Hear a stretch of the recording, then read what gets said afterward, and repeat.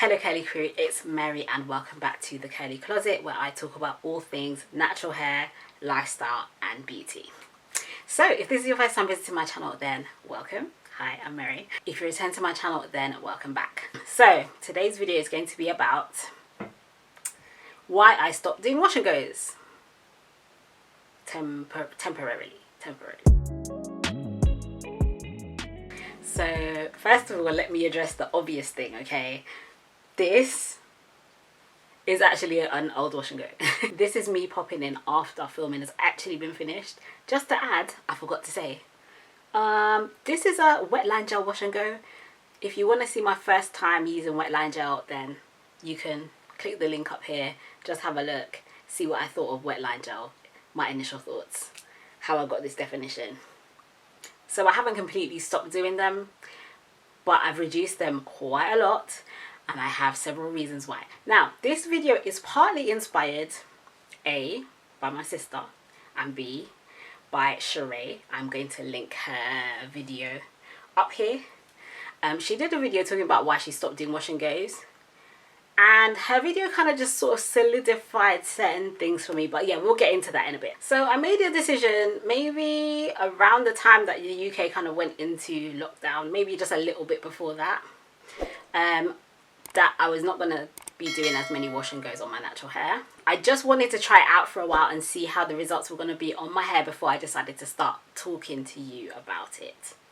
I have a little list here that I've written down of reasons, and I am going to list all of them. Initially, the reason why I decided to do it is because I wanted to look after the health of my hair and especially the health of my ends and more for length retention. As I go through my reasons, it's gonna become a lot more clear as to why. I should add that these are not exactly in any particular order. The order that I put them in, it doesn't really make sense, but just bear with me. I have 8 reasons. There's maybe potentially more, but yeah, we'll get into the 8. So, number 1, deceptive. Wash and goes can be deceptive. What I mean is, it's very easy to get distracted by the curls and coils that you see. And just be like, oh my god, the definition looks so amazing, it looks so beautiful, etc, etc. But whilst being distracted by the curls and coils, you can actually not completely clock that your hair is actually really dry, or that it's quite dried out. That kind of sort of leads me on to my second point, point number 2. When I do wash and goes, I get a bit lazy. Now, I know in general, wash and goes, especially for type 4 hair, are not really a wash and go. It's like a wash, define, coil, whatever method you use to get your hair to be defined. You have to do all of that, and it can take a bit of time. But for me, once that process is done, I can literally just run with my hair. I just rock it for like a good 2, sometimes 3 weeks. And in the meantime, I do refresh my hair when I remember. But the truth is, a lot of times with wash and goes, I do kind of get a bit lazy. After a while, if it just like starts to kind of look a bit fuzzy or whatever, I'll put it up in a puff. And then I'll just carry on with my life. And even though I do refresh it from time to time, sometimes I do get to a point where I don't refresh it as often. I just kind of look at it and be like, oh, yeah, she looks good today. Yeah, let's go. Let's just keep going. And that kind of laziness is not actually good for my hair. I feel like laziness is good in a way when you're protective styling, but in a style like wash and goes where your ends of your hair are out, laziness is not a good look. Number 3, I actually started opting to do more twists in my hair just because I just find that having twists makes it way easier to keep my hair moisturized. My hair retains moisture a lot better in twists, and then on top of it, if I need to add moisture to my ends or whatever, it's way quicker to do it when my hair is in twists than when my hair is out like this. Because if you think about it, when you have to, like, let's say you're spraying a curl refresher on your hair, you really have to make sure that you go through all of the areas of your hair to make sure it's covering everything. When your hair is in twists, you can literally put your hand into the twists and get the product on, especially the ends. And for the volume that my hair has when it's out, twists are a lot easier. My hair is a lot more compact. It's just a lot easier to manage in terms of keeping my hair moisturized. Number 4, carrying on from point number 3, I can actually focus on problem areas a lot easier. Now, Previously, I have been asked if I have any problem areas in my hair, and I've said no, but that's not actually true. I started to realize I do have a problem area, and this problem area is at the back of my head, somewhere about here. I'll show you from the back, like here. The reason I have a problem with this area is simply because whenever I'm tending to my hair, that's the bit of my hair that I have to stretch around to get to the most. That's the area of my hair that sometimes gets neglected. It doesn't get sprayed as much, it doesn't get as much moisture, it doesn't get as much just maintenance and everyday making sure it's okay as much as I think I do. Even when I'm trying to like spray curl refresh on my hair, spraying around here at the back sometimes is a bit tricky. Like I think I've gotten bits here but haven't, because of course it's at the back of my hair. I can't see around there, so it gets drier, it gets more split ends and more single strand knots, and that's because it's getting drier than the rest. But when my hair is in twists, I can literally pay attention to that area a lot more easily. Again, I can get my hands around there a little bit more easily, get my hands in there and make sure I tend to that area a lot more easily than when my hair is just out. Point number 5. For my hair texture, raking just doesn't quite work. Now, I'm going to say that with a bit of a caveat. I'm going to say this, and I think this is pretty valid.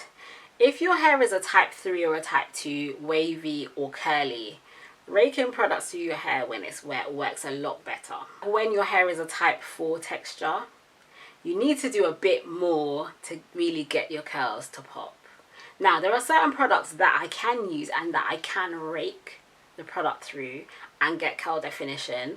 That is true, but the truth is actually doing some kind of coil, some kind of finger coil, or really like making an effort with each individual piece of hair and doing a little coil or some kind of coiling method tends to give me better definition and also gives me longer lasting definition. Now, as much as I love that method, there's a big drawback to that, which is, you know how when your hair is very dense and it's type 4 and you have lots of these little coils, what does your hair love to do? It loves to catch on to itself. So the combination of getting lazy, leaving my hair out for longer without refreshing as often, and my method for defining my curls or coils results in me getting a lot more single strand knots. And then of course, because I don't always necessarily keep track of refreshing my hair as often, I also get a lot more split ends. So this is a part of the video where I explain why I said my sister is part of the reason why I decided to do this. So I was having a discussion with her about hair, and she was talking to me about how there was a point at which she went natural, and I think I defined her curls for her. And she said like she really liked the style, but when it came to like the aftermath, she realized that she had a ton of single strand knots. And for me, the way that I am with hair maintenance, I'm like, if your hair is this coily, you're gonna get some single strand knots. It's inevitable. But over time, what I started to realize is the longer I've gone on in my hair journey, like the more of them I was getting more often. And honestly, I started to realize it's because my hair is coiling up on itself a lot more. When my hair is in twist, I'm able to just keep my hair a bit more stretched, and that means that my hair doesn't coil up on itself as much and therefore doesn't end up catching and giving me single strand knots as often. Now, this isn't necessarily valid for everybody's hair. I'm just talking about what my hair is like and how my hair works. So for me, if I keep my hair moisturised while it's in a wash and go, then actually the knots are not so prevalent. But if I let my hair dry out too long, or I just leave it too long until my next wash day, I'm gonna get a lot more single strand knots. So this leads me on to point number 7, which is, because I was getting a lot more single strand knots, I found that I had to start trimming my hair more often. And then even though I have been retaining length, I haven't been retaining as much length as I would really like to. Like sometimes I do just want to grow it out a bit more. And even though I'm not that fussed about length, but still it would be nice to, you know, see the results of my labour, as it were. So I decided to kind of cut out the wash and goes for a while and just do the twists and kind of see if it would end up with me having better ends. And so far it actually has. It's actually working very well for my hair. So yeah. It's been working well because I don't have to trim my hair as often. My ends have actually been really, really nice. I've had a few single strand knots. It's inevitable that you're going to get some of them, but not as many as I was getting before. So keeping my hair in twists and stretching them has helped a lot. And finally, another reason is just that I've personally found that wash and goes can be a bit more of daily maintenance, whereas when I put my hair in twists, I find that they are a lot more low maintenance. So just to give you a little bit of insight into sort of my morning routine, it's very simple, it's not that deep. Now what usually happens is if I have a wash and go, then I usually wear a bonnet. But if I have my hair in mini twists, then usually I will wear a scarf, just because it helps my twists to lay flat and lay in the direction that I want them to lay down in. I'm going to show you some examples of my bonnets here. So I have two fabulous bonnets. I have one bonnet here. It's from Swirly Curly. When I go to bed, let's say I'm going to bed now, I'll put this on like this. And then I just snap it at the back. And look, you can see the amount of room that it has in there. So in the morning, I can just whip it off and go. Lovely, beautiful material, very gorgeous. I also have this bonnet, this gorgeous black and purple bonnet. This bonnet is from Oh So Curly. The reason I'm showing you these is because some people have asked me what it is that I do when I have a wash and go. How do I maintain my hair? What do I do to look after my hair at night? I usually wear a bonnet, and it helps to pretty much keep the shape. The Swirly Curly company is a US based company. Oh So Curly is a UK based company, but both of these companies ship internationally. So if you're interested in any of these, you can check the description box below the video. I have some discount codes for you. You can get some discounts off of both of these brands. The only drawback I have is that, but usually wherever it is that I've slept, it kind of sort of gets a little bit smushed. And it's not because of the bonnets, because you can see they have a ton of space, but it's just because of the way that your wash and go is set. It's not a situation of like just get up and go. It's like get up, maybe refresh my hair a bit, and then go. When my hair is in mini twists or medium-sized twists, all I really need to do is literally put my scarf on, go to sleep, wake up the next day, I take my scarf off, my hair is laid, let's go. It's way, way easier. To be fair, even with a wash and go, my routine is not that strenuous, but sometimes it just saves us that little bit of extra time in the mornings. These are all the reasons why I decided to kind of slow down on the wash and goes. So now the question of the day is, what has your experience been with wash and goes as a type for natural? Send your comments below and let me know, like, do you do wash and goes all the time? Do you not? And give your reasons why or why not. I would love to hear what you have to say. And of course, if you're a part of the curly crew, when you leave your comment, be sure to leave a curly emoji. I'm going to put them on screen right now. Leave a curly emoji with your comments. And of course, if you're not a member of the curly crew yet, I don't know why you're waiting for, but why are you waiting? What are you waiting for exactly? Anyway, if you love natural hair, lifestyle and beauty content, then you can hit the red subscribe button below. You can also hit the bell for notifications. That way you'll be notified every time I upload a new video.